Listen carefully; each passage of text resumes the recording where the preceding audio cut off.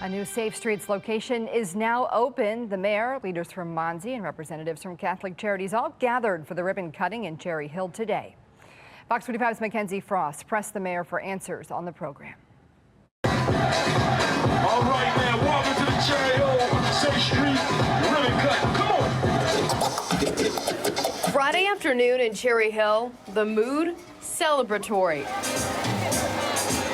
Safe Streets workers from across the city gathered in the parking lot of the new Cherry Hill Safe Streets site. The location moving across the street. On hand for the ribbon cutting. 2, 1. Mayor Brandon Scott, Catholic Charities, which operates this site, and other city and state leaders. That gun violence is a public health issue no matter who tries to tell you differently. With competent individuals that know the communities like the back of their hand, we understand and know that we do have an equation to help and sustainably drive down crime. The new location bringing a new opportunity for questions as we continue our investigation, digging for answers about how City Hall spends millions of taxpayer dollars on the Community Violence Intervention Program. Can you give us a rundown of the hours that this location will be open and when the community can expect to see people working in and out of this location? So, Mackenzie, we understand that you guys want to know exactly when Safe Streets workers are going to do everything. I think the community wants to know. But the folks, Cherry Hill, do you know when Safe Streets is out working? I'm pretty sure that they already know because they live here. The office will be open. We will have folks in there, but I want to be very clear about this again. This is not office work.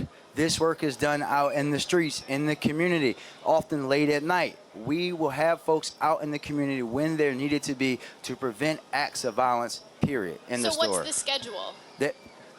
Does violence have a schedule? 24 hours, 365. Whenever they need to be out there is when they're out there. It's that simple. That's not what we heard from Safe Streets leaders in the past. And this statement from early May from LifeBridge Health, the other nonprofit running Safe Streets, Fox 45 News is told site schedules are tailored to meet the needs of the communities, and most site hours range from 12 p.m. to midnight. At the Cherry Hill event, the Safe Streets workers clearly visible, despite City Hall refusing to provide their names to the public. There's a lot of Safe Streets workers who are here from various locations across the city. Obviously, they're appearing on camera. They're going to be in photographs. They're going to be on the city's website. Will the city give us the names of the workers? Again, we'll say this again. We will treat them with the same respect that we treat everyone when it comes to personnel issues, and we will treat them with the same respect that we do anyone who does life-changing and life-dangerous work. Why can't taxpayers know who their dollars are going to fund? I've already answered your question, Mackenzie. We'll go to the next person. I'll get back in line. The mayor not answering why the public who funds the program cannot know who the employees are. To be hired as a Safe Streets worker, the candidate is supposed to be known to the community, but the names apparently shielded. After questions from others, what's the price tag for this new location? Bill, if you want to answer that, that's up to you.